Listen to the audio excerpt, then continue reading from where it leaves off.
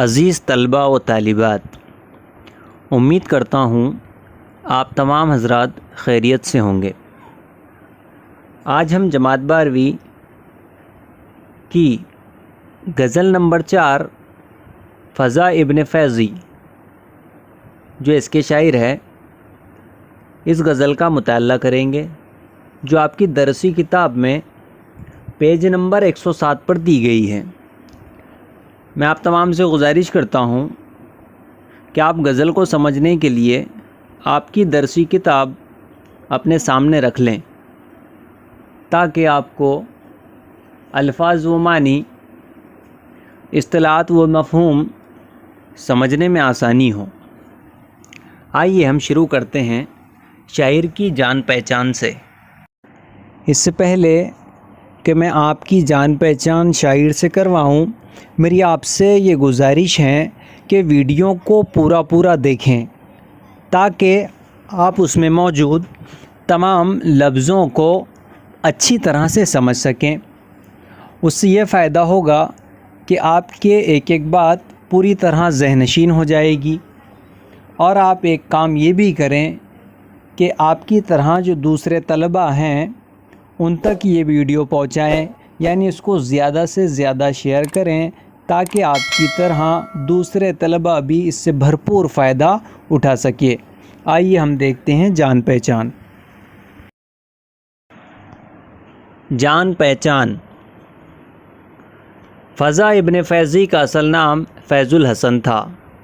یہاں لفظ جو فضا ہے اس کے معنی آتے ہیں زمین کی کشادگی، بہار، رونق وغیرہ کے معنی اس کے نکلتے ہیں، لیکن اس لفظ کو شاعر نے اپنا تخلص بنایا ہے۔ تخلص شاعر کا کلمی نام ہوتا ہے جو اس کے نام کے علاوہ شاعر منتخب کرتا ہے۔ بہرحال وہ یکم جولائی یعنی کہ 1 جولائی، وہ 1 جولائی 1923 عیسوی کو مئو ناتھ بھجن اعظم گڑھ آتا ہے یوپی میں، اتر پردیش، اعظم گڑھ میں پیدا ہوئے۔ انہوں نے مئو میں مدرسہ جامعہ عالیہ عربیہ اور جامعہ اسلامیہ فیض عام سے تعلیم حاصل کی۔ مذکورہ بالا جن مدرسوں کا ذکر کیا گیا ہے ان مدرسوں سے فضا ابن فیضی نے تعلیم حاصل کی۔ تعلیم کے دوران ہی ان کی شاعری کا آغاز ہو گیا تھا۔ تعلیم حاصل کرتے کرتے فضا ابن فیضی نے اپنی شاعری کا آغاز کر دیا تھا۔ انہوں نے شاعری شروع کر دی تھی۔ سن 1940 عیسوی میں ان کی پہلی نظم شائع ہوئی۔ سن 1940 عیسوی میں فضا ابن فیضی کی پہلی نظم شائع ہو گئی، چھپ کر منظر عام پر آ گئی۔ 1973 عیسوی میں ان کا پہلا شاعری مجموعہ سفینہ زرگل منظر عام پر آیا۔ سفینہ زرگل، سفینہ کہتے ہیں کشتی کو، جہاز کو،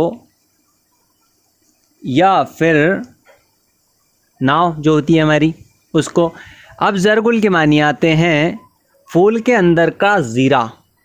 اس طرح سے انہوں نے خوبصورت نام رکھا سفینہ زرگل اپنے پہلے شاعری مجموعے کا۔ ان کا جو پہلا شاعری مجموعہ تھا اس کا نام رکھا گیا سفینہ زرگل، منظر عام پر آنا یعنی لوگوں کے سامنے آنا۔ فضا ایک خوش فکر شاعر تھے۔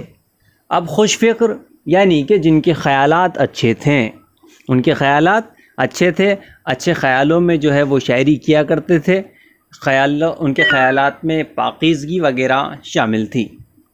بہرحال ان کے کلام میں شگفتگی،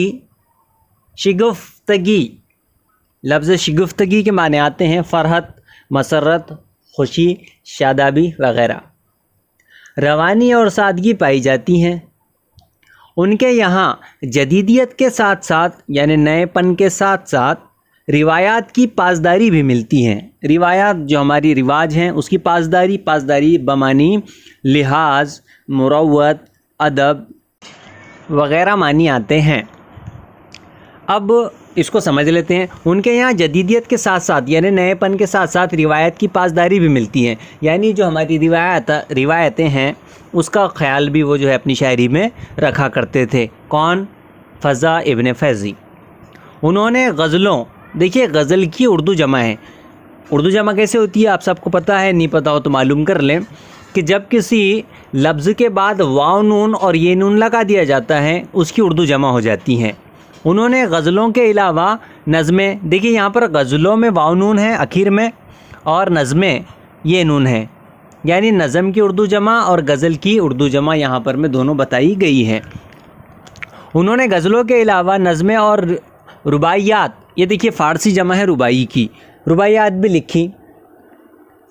شعلہ نیم باز، شعلہ کہتے ہیں آگ، بھڑکی ہوئی آگ۔ اب نیم باز آدھا کھلا آدھا بند، دیکھیے اکثر اوقات ایسے ہوتا ہے کہ شاعروں کے جو شاعری مجموعے ہوتے ہیں ان کے نام کچھ مختلف ہوتے ہیں، جیسا کہ آپ دیکھ رہے ہیں آپ کے پیش نظر ہیں شعلہ نیم باز، ایسا شعلہ جو آدھا چمک رہا ہو اور آدھا بجھا ہوا ہو، یعنی جس سے کچھ شعلے جس سے کچھ چنگاریاں نکل رہی ہو اور کچھ بجھی ہوئی ہو، اس طرح سے اس کا نام بنتا ہے۔ بہرحال ہم نے اس سے کچھ کرنا نہیں ہے، دیکھتے ہیں ہم آگے۔ شعلہ نیمباز دریچہ سیمتن، دیکھیے کتنا مختلف نام ہے، دریچہ سیمتن۔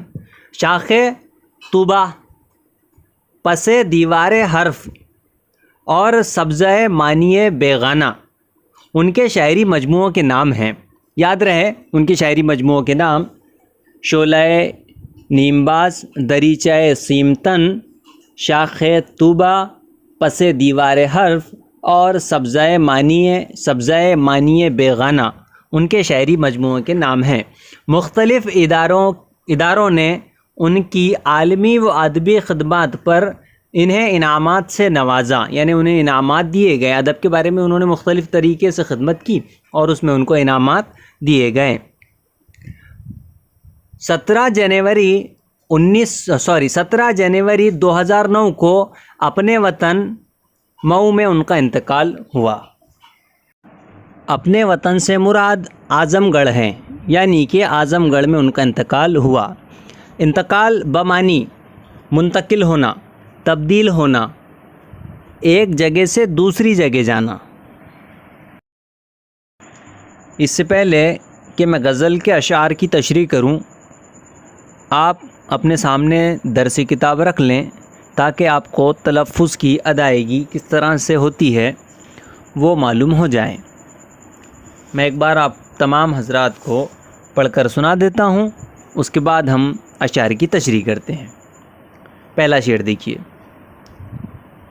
سیم و گوہر نہ تاج و کمر چاہیے ہمیں، دادے ہنر بطرز دیگر چاہیے ہمیں، زخموں سے چور چور ہیں سب کی بصیرتیں، کس سے کہیں شعور نظر چاہیے ہمیں، ہے رہروان شوق کو یہ باغپن بہت، چہرے پہ بس غبار سفر چاہیے ہمیں، اوروں سے مختلف ہے ہمارا معاملہ، شوریدہ سر ہے دست میں گھر چاہیے ہمیں، تم شوق سے خلاؤں کی پیمائشیں کرو، اپنی زمیں پہ راہ گزر چاہیے ہمیں، یہ ذات کا طلسم یہ بے منظری کی دھن، یوں ہے کہ چشم خوش نگر چاہیے ہمیں، تیشہ زنی تو شیوہ اہل قلم نہیں، ہیرے تراشنے کا ہنر چاہیے ہمیں، کیوں اے فضا چراغ جلائیں چراغ سے، خورشید اپنی سحر چاہیے ہمیں، سیم و گہر نہ تاج و کمر چاہیے ہمیں، دادے ہنر بطرز دیگر چاہیے ہمیں۔ آئیے یہ جو فضا ابن فیضی کی غزل نمبر 4 ہے یہ اس کا مطلع ہے، آپ بخوبی واقف ہے اس کے مطلع ہونے کی شرائط کیا ہے، میں آپ کو اس سے پہلے والے ویڈیو لیکچرز میں بتا چکا ہوں۔ اس کی نثر سمجھ لیتے ہیں ہم۔ شاعر کہتے ہیں ہمیں سیم و گوہر، سیم کہتے ہیں چاندی کو، نقرے کو، سیم و گوہر، اور نہ تاج و قمر، قمر یعنی کہ دستار پگڑی کچھ نہیں چاہیے، ہمیں اپنے ہنر کی داد کچھ اور طریقے سے چاہیے، مختلف طریقے سے چاہیے۔ اب اس کی تشریح دیکھتے ہیں ہم۔ دیکھیے سلطانی عنایات جو ہے اس کے لیے دنیا مری جاتی ہے۔ سلطانی عنایات یعنی کسی سلطان کی طرف سے دی جانے والی عنایات کے لیے دنیا مری جاتی ہے کہ مجھے سلطان اگر کوئی چیز دے دے تو اس کی عنایت ہوگی۔ لیکن شاعر کا یہاں کچھ اور معاملہ ہے۔ شاعر چاہتے ہیں کہ مجھے اپنے ہنر کی داد بطرز دیگر دوسروں سے مختلف چاہیے۔ شاعر کہتے ہیں کہ ہر کس و ناقص سرکار کی ایک نظر کا طلبگار ہے، یعنی ہر کوئی سرکار کی ایک نظر کا طلبگار ہوتا ہے تاکہ اسے الطاف و اعزاز نصیب ہو جائے۔ الطاف و اعزاز یعنی عزت و توقیر نصیب ہو جائے اسے۔ لیکن شاعر نے یہاں ان تمام کی یکسر نفی کرتے ہوئے کہا ہے کہ اس نے محض اپنے بلبوتے اور اپنی محنت کے سبب اپنے فن کا جو مظاہرہ کیا ہے، بس اس محنت کو سراہا جائے اور اس کے فن کی ستائش یعنی کہ تعریف کی جائے۔ البتہ طرز دیگر کے ذکر خیر نے سارے حالات کی مکمل وضاحت کر دی ہے۔ یہاں پر بھی ناانصافی کا دورہ ہے، یعنی ہر طرف ناانصافی ہو رہی ہے۔ حرفت و ہنر کی ستائش میں بھی دوہرے پیمانے کا رواج ہے، یعنی کہ کسی کو عزت اور احترام دینا ہے تو اس میں بھی دو طرح کے پیمانے استعمال کیے جاتے ہیں۔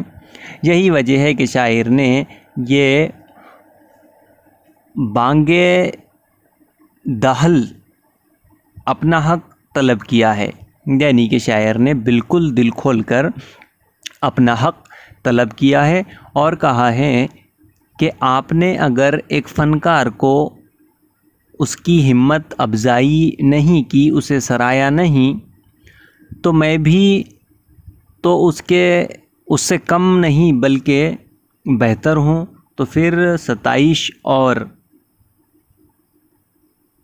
داد و ہنر سے محروم کیوں ہوں؟ اور واقعہ یہ ہے کہ شاعر نے زور مال کی چاہت کی اور نہ ہی خلعت کی چاہت کی۔ خلعت کہتے ہیں کسی بادشاہ کی طرف سے دی گئی عنایت کو، اور زر و مال و دولت کی۔ یہاں پر میں شاعر نے ان چیزوں کی چاہت بالکل نہیں کی ہے۔ شاعر نے کہا ہے کہ بس مجھے اپنے داد کی ہنر چاہیے۔ اس نے اپنی محنت کشی، ہنرمندی اور فنکاری کی ستائش بالکل چاہی ہے۔ بہرحال یہاں پر میں شعر کی تشریح مکمل ہوئی۔ آئیے ہم دیکھتے ہیں دوسرا شعر۔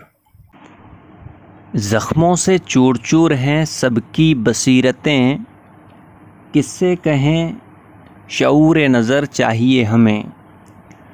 دیکھیے شاعر کہتے ہیں کہ زخموں سے چور چور ہیں سب کی بصیرتیں۔ بصیرت عقل مندی، دانائی، آگاہی، بینائی، دل کی آنکھ، ٹھیک ہے۔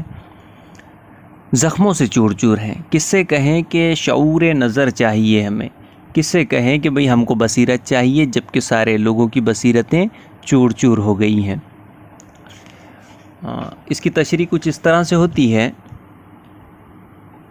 کہ مصلحت کی اگر بات کی جائے تو مصلحت کوشی اور درباروں کی دربانی شیوائے عام بن کر رہ گئی ہیں۔ دیکھیے مصلحت کوشی یعنی مصلحت کو جو ہے پیٹا جا رہا ہے، اس کا جو ہے قتل و غارت کیا جا رہا ہے، میں یوں کہوں گا اس کو، اور درباروں کی دربانی شیوائے عام بن گئی ہے۔ شیوائے عام لوگوں کا طریقہ بن گئی ہیں۔ حق گوئی و بے باکی کا فریضہ ادا کرنے کی کوئی کوشش نہیں کرتا۔ حق گوئی یعنی سچ کوئی نہیں کہتا، اور بے باکی سے، کھلے پن سے کوئی سامنے نہیں آتا۔ شاعر کہتے ہیں اچھے برے کی تمیز سماج و معاشرے سے جیسے ختم ہو گئی ہیں۔ ایسے میں شاعر اندھوں میں کانا راجا بھی بننے کو تیار نہیں ہے۔ شاعر اپنے اطراف کا بڑا مشاہدہ کرتا ہے اور دیکھتا ہے کہ یہاں پر میں لوگ بالکل تمیز اور تمدن کو بھول گئے ہیں، اخلاقی قدروں کا یہاں پر میں فقدان ہو گیا ہے۔ البتہ اس نے احتجاج ضرور کیا ہے۔ کس چیز کا احتجاج کیا ہے؟ دیکھیے یہاں پر میں زخموں سے چور چور ہیں سب کی بصیرتیں، کس سے کہے کہ داد ہنر چاہیے ہمیں۔ اب شاعر یہاں کہتے ہیں بہرحال اس کی خواہش ہے، یعنی کہ شاعر کی خواہش ہے کہ مصلحت آمیز و خوش آمد پسندی جیسی لعنتیں جو پورے سماج میں سرایت کر گئی ہیں ان کا کچھ تو مداوع یعنی کہ علاج ہو۔ یہ کام زخمی بصیرتوں سے نہیں ہو سکتا۔ یہ کام یعنی اندھے لوگ جو بصیرت کے لحاظ سے اندھے ہیں ان لوگوں سے کیا یہ کام بالکل نہیں ہو سکتا۔ اس کو سہل انداز میں کہیں تو زخمی نظروں سے شعور نظر کی آس و امید بالکل نہیں لگائی جا سکتی، جبکہ سب کی بصیرتیں کیسی ہیں؟ چور چور ہیں۔ تو ایسے لوگ جن کی بصیرتیں چور ہو گئی ہیں ان لوگوں سے شعور نظر یعنی بصیرت کی امیدیں نہیں لگائی جا سکتی۔ شاعر واضح طور سے کہہ رہے ہیں کہ انہیں اندھی نگری میں کانا راجہ بننے کا قطعاً شوق نہیں ہے۔ اس طرح کے خیالات کا اظہار شاعر نے اپنی اس شعر میں کیا ہے رہروان شوق کو یہ باغپن بہت، چہرے پہ بس غبار سفر چاہیے ہمیں۔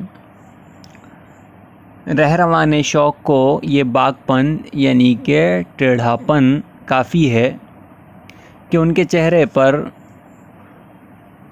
غبار سفر لگی رہیں۔ شاعر کہتے ہیں کہ جو رہروان شوق ہے، سفر کرنے والے جو لوگ ہیں ان کو یہ باغپن بہت ہے، یہ ٹیڑھاپن ان کے لیے بہت ہے کہ ان کے چہرے پر سفر کی جو ہے دھول لگی رہیں۔ تشریح دیکھتے ہیں شاعر کے حوالے سے۔ اس شعر میں شاعر نے محنت کرنے والے لوگوں پر طنز کیا ہے، لیکن ان کو برا بالکل نہیں کہا ہے، بس ان پر ایک طنز کیا ہے۔ کس بات کو لے کر شاعر نے ان پر طنز کیا ہے دیکھتے ہیں ہم۔ شاعر کہتے ہیں کہ محنت کرنے والے جو لوگ ہیں ان کی روز و شب اور انتک محنت کے وہ شاہد ہیں، وہ جانتے ہیں کہ وہ لوگ کس طرح سے محنت کرتے ہیں، لیکن وہ یہ بات جانتے ہیں کہ محنت کش طبقہ اپنے حال میں مست ہے، اسے اپنی محنت کا صلہ ملے نہ ملے، اس کا پیٹ بھرے یا نہ بھرے، باوجود اس کے وہ اپنے فرائض محنت کشی کو پورا کرنے سے باز نہیں آتا، یعنی وہ ہر وقت محنت کرتا رہتا ہے۔ یہاں شاعر نے ان محنت کشوں کے صحیح وہ واجب حقوق کی ادائیگی کی خواہش ظاہر کی ہے، کیونکہ شروع میں بتا دیا گیا ہے آپ حضرات کو کہ جو ہمارے شاعر ہے فضا ابن فیضی، ان کو سمجھنے کے لیے ان کی زندگی سے واقفیت ہونا ضروری ہے، ان کے گرد و نواح سے آس پاس سے واقفیت ہونا ضروری ہے، کیونکہ فضا ابن فیضی اتر پردیش کے اس علاقے سے تعلق رکھتے ہیں جو محنت کشوں کا گڑھ کہلاتا ہے۔ اس لحاظ سے فضا ابن فیضی نے ان کے حالات کی بہترین عکاسی اس شعر میں کی ہے۔ واضح الفاظ میں یہ کہا جا سکتا ہے کہ یہ محنت کشی اور اس کے صلے میں ملنے والی سفریابی کی منہ بولتی داستان ہے۔ اس طرح شاعر نے اپنے خیالات کا اظہار غزل کے تیسرے شعر میں کیا ہے۔ اوروں سے مختلف ہے ہمارا معاملہ، شوریدہ سر ہیں دشت میں گھر چاہیے ہمیں۔ دیکھیے شاعر کہتے ہیں ہمارا معاملہ اوروں سے مختلف ہے، ہمارا جو معاملہ ہے وہ اوروں سے مختلف ہے، ہم شوریدہ سر ہیں یعنی ہم پریشان حال ہیں، ہمیں دشت میں گھر بنانا چاہیے۔ اب وہ بولتے کہ میں خود پریشان ہوں تو میں نے ایسا کرنا چاہیے کہ میں نے گھر جو ہے کسی دشت یعنی کہ جنگل میں بنانا چاہیے۔ اس طرح کے خیالات یہاں پر میں فضا ابن فیضی پیش کر رہے ہیں۔ देखिए तशरीह कुछ इस तरह से है, शायर ज़माने की मुसीबत से बहुत परेशान हाल हैं और वो एक घर बनाना चाहते हैं, लेकिन घर बनाना चाहते हैं वो किसी दश्त में, क्योंकि वो शोरीद असर हैं, परेशान हाल हैं, अपने अतराफ़ व अकनाफ़ के लोगों से नाराज़ हैं, मायूस हैं और बड़े उनसे बददिल हो गए हैं। अब वो यहाँ अपनी बेबसी का सरेआम एतराफ़ कर रहे हैं कि वो हालात को बदलने पर मुकल्लफ़ नहीं हैं, लेकिन इतना ज़रूर है कि वो इससे दूर हटकर जंगल का बासी बनने पर आमादा हैं, यानी जंगल का रहवासी, जंगल में रहने वाला बनने पर आमादा है, यानी कि तैयार हैं। कहीं ऐसा ना हो कि गालिब की तरह उन्हें भी दश्त को देखकर घर याद आ जाए। गालिब का ये हाल था कि गालिब ने एक ज़माने में बेदरो दीवार सा एक घर बनाने की कोशिश का इजहार किया था। गालिब अपने गिरदोपेश से आजिज़ थे।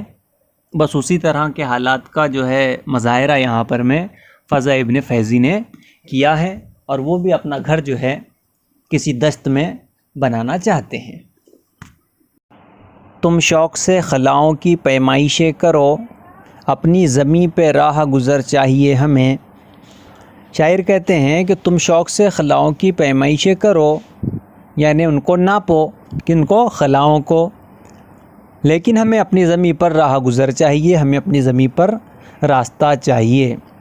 तशरीह कुछ इस तरह से है कि शायर कहना चाहते हैं कि जो मुल्क के हालात हैं, मुल्क मादी तरक्कियों की तरफ ज़्यादा गामज़न है, और जो है अवामुन्नास का जो हाल है उसके तरफ कोई तवज्जो देने को खाली नहीं है। चूँकि जो बुनियादी मसाइल है, रोटी, कपड़ा और मकान, इनका हल होना थोड़ा सा मुश्किल सा मालूम हो रहा है, लेकिन अक्सर देखा यह जा रहा है कि दीगर मसाइलों में हम उलझे हुए हैं, खलाओं की परवाज़ें कर रहे हैं, जबकि दूसरी तरफ ये हाल है कि मुतवस्तित तबके के जो लोग हैं वो अपनी रोज़ी रोटी कमाने के लिए परेशान हाल फिर रहे हैं, जबकि उनको खलाओं की परवाज़ से कोई मतलब नहीं है कि किस तरह की खलाओं की परवाज़ की जाए, कैसे वो परवाज़ की जाए, उनको उससे कोई सरोकार नहीं है। बस उनके हालात सुधर जाएं वही उनके लिए काफ़ी है, उनको 2 वक्त की रोटी मैसर हो जाएं और जो है बुनियादी ज़रूरतें ज़िंदगी जो उनको मैसर आ जाएं, बस उनकी चाह उतनी ही है। बाकी जो खलाओं की परवाज़ का मामला है वो आप शौक़ से कर सकते हैं। शायर ये कहना चाहते हैं कि पहले बुनियादी ज़रूरतों को पूरा कर दिया जाए, उसके बाद खलाओं की परवाज़ भी की जा सकती है। ये ज़ात का तिलिस्म, ये बेमंज़री की धुन, यूँ है कि चश्मे ख़्वाहिश निगर चाहिए हमें। ज़ात का तिलिस्म और बेमंज़री की धुन ऐसी और इतनी है कि अब हमें चश्मे ख़्वाहिश निगर यानी ख़ुद का जायज़ा लेने वाली आँख चाहिए। शायर यहाँ पर में यास का शिकार नज़र आते हैं। शायर ये एतराफ़ कर रहा है कि वो भी हालात की सहर अंगेज़ी का शिकार हैं। देखिए शायर इस बात को मान रहा है कि वो हालात की सहर अंगेज़ी यानी हालात में जो सहर बर्पा हो गया है उसका शिकार है। सहर कहते हैं जादू को। समाज का जादू अब उसके सर पर चढ़कर बोल रहा है। समाज के जादू से यहाँ मुराद है कि पैसा, धेला, ज़ात पात, इज़्ज़त शोहरत का जो गुरूर है वो सर चढ़ कर बोल रहा है। उसकी अपनी ज़ात, उसका अपना वजूद इसी तिलिस्म के ज़ेरे असर आ गया है। कौन सा तिलिस्म? वो जो ज़ात का तिलिस्म है उसके ज़ेरे असर, जिसकी वजह से उसे भी अब समाजी बीमारियाँ क्या होती है भाई? नाइंसाफ़ी, बेईमानी, धोखा फ़रेब, ये सब बीमारियां हैं, बुराइयां। इसीलिए अब वो شعور نظر چاہتا ہے، نظر کا شعور چاہتا ہے، اس کی خواہش کا اظہار یہ ہے کہ اس کے اندر خود بینی یعنی خود کا جائزہ لینے کی رمق پیدا ہو جائے، جس کی بدولت وہ اپنے آپ کو ایک جام جمشید پی کر تبدیل کر لیں۔ جام جمشید کہتے ہیں جمشید کا پیالہ جس کو پی کر دنیا کے احوال نظر آتے ہیں۔ جام جمشید پی لیں اور خود کو تبدیل کر لیں، جس میں حالات کا جائزہ وہ مشاہدہ ہو سکے اور اس کے آگے بڑھ کر وہ مسائل و خرابیوں کا مداوع پیش کر سکیں، مسائل و خرابیوں کو دور کر سکے اور جو ہے دنیا کو کامیاب بنانے کے لیے کوئی طریقہ اخذ کر سکے۔ اس طرح کے خیالات کا اظہار شاعر نے اپنی غزل کے شعر میں کیا ہے۔ تحشا زنی تو شیوائے اہل قلم نہیں، ہیرے تراشنے کا ہنر چاہیے ہمیں۔ دیکھیے شاعر کہتے ہیں کہ تحشا زنی شیوائے اہل قلم نہیں، پتھر تراشنے کا کام جو ہے اہل قلم والوں کا نہیں ہے۔ ہاں، ہیرے تراشنے کا ہنر اگر مل جائے تو بہت اچھا ہے، یعنی ہیرے تراشنے کا ہنر یہاں پر میں شاعر کو چاہیے۔ دیکھیے ایک مقصد کے تحت اپنی کارکردگی اور اس کے حاصل پر غور کرنے کے بعد شاعر اس نتیجے پر پہنچے ہیں کہ انہیں ابھی تک جس خودداری، انا اور احتجاج کو اپنا طریقہ زندگی بنا رکھا تھا، اس نسبت سے اپنے مقاصد کا حصول کرنا شاعر کے لیے ناممکن ہو گیا تھا۔ شاعر نے سخت تنقیدوں، احتجاج اور سخت لب و لہجے کو تحشا زنی سے تعبیر کیا ہے، یعنی سخت لہجہ، احتجاج، تنقیدوں، ان تمام کو شاعر نے تحشا زنی کا جو ہے ہنر کہا ہے، تحشا زنی سے اس کو تعبیر کیا ہے۔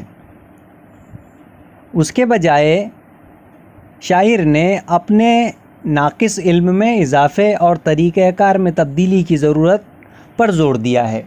دیکھیے شاعر یہاں پر میں کیا کہہ رہے ہیں، ناقص علم یعنی کم علم ہے ان کو، تو جو ہے اس میں تبدیلی پر انہوں نے زور دیا ہے۔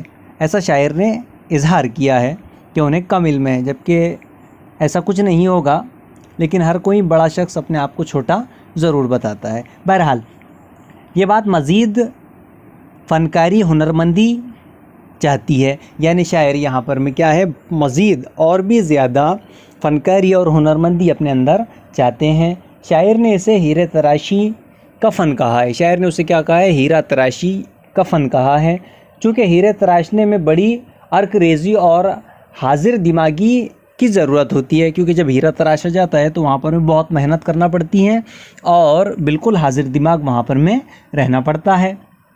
اس لیے اب وہ قلم کو تحشا بنانے کے بجائے ہیرے تراشی کی طرف موڑ دینا چاہتے ہیں۔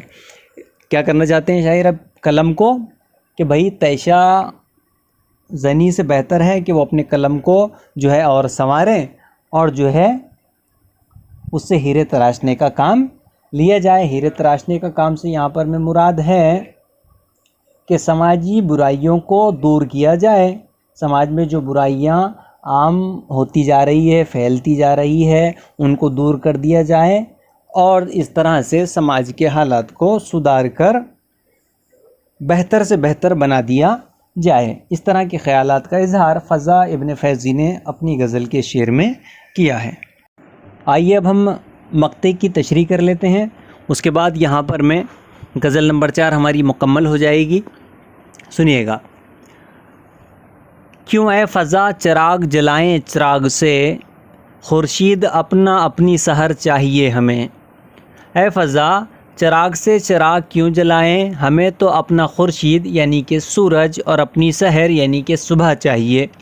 تشریح کچھ اس طرح سے ہے کہ فضا ابن فیضی اپنے اس مقطع میں شاعر مشرق کی اس نصیحت کو یاد دلوا رہے ہیں جو انہوں نے اپنے فرزند جاوید کو فرمائی تھی، یعنی کہ شاعر مشرق علامہ اقبال نے اپنے لڑکے جاوید کو ایک نصیحت کی تھی، اس کی طرف اس شعر میں اشارہ ہے۔ اٹھانا شیشہ غرانے فرنگ کے احسان، سفال ہند میں مینا وہ جام پیدا کر۔ اس طرح کی جو ہے نصیحت جاوید کو شاعر مشرق نے دی تھی۔ بالکل اسی طرز کا یہاں پر میں مطلع فضا ابن فیضی نے کہا ہے، اسی طرح کا لب و لہجہ ہے جو مکمل طور پر خودداری کا آئینہ دار ہیں۔ اس طرح کے ناموافق حالات میں بھی شاعر کا یہ عزم و حوصلہ اتنا پختہ و مضبوط ہے کہ غزل کے گزشتہ اشعار میں جو انہوں نے نا امیدی کا ذکر کیا ہے وہ ان سب کو تسلیم کر رہے ہیں اور اپنے اس مقطع میں ان سے رجوع کر رہے ہیں، یعنی ان سے پھر رہے ہیں کہ ہزار ناکامیوں کے باوجود ان کا عزم و حوصلہ ابھی بھی توانا ہے۔